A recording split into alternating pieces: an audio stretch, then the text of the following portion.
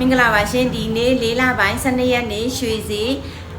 9100နဲ့200ဘတ်ပါရှင်မနေ့ရောက်ပေးတဲ့ဆိုင်ဖလန်းဆန်စာတုပတိတလာလွတ်ကျလင်ဈေးဆွဲ35အနီးမှာပါမနေ့တပုံနဲ့ Facebook ကောက်တုတွေ TikTok ကောက်တုတွေအများနဲ့သတိထားပါ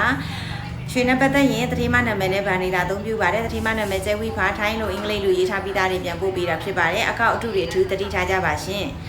မနေ့ရောက်ပေးတဲ့ရွှေဆိုင်တကြံ3ရက်ပိတ်ပါတယ်မနေ့ဖြန်တပတ်ခါဖိနစ်က3ရက်ပိတ်ပါတယ်73ရက်14ရက်15ရက်ရွှေဆိုင်3ရက်ပိတ်ပါတယ်ပိတ်တဲ့ရက်အတွင်းမှာအရေးကြသွင်းတဲ့သူတွေလုံးဝ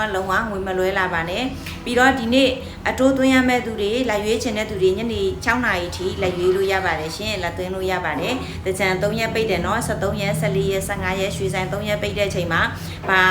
ဆိုင်နဲ့ပတ်သက်တာတွေဘာမှလုပ်ပြီးလို့မရတာဖြစ်တဲ့အတွက်တကြံပြန်ဖွင့်မှအရေးကြသွင်းတဲ့သူတွေလွဲလာကြပါရှင်တကြံမှာအားလုံးဘေးရန်ကင်းကြပါစေကပ်ပြီးအပေါင်းမှလည်းထိုင်းနိုင်ငံမြန်မာနိုင်ငံတကဘာလုံးအားလုံးဘေးကင်းချမ်းသာပါစေလို့ဆုတောင်းပေးလိုက်ပါတယ်ရှင်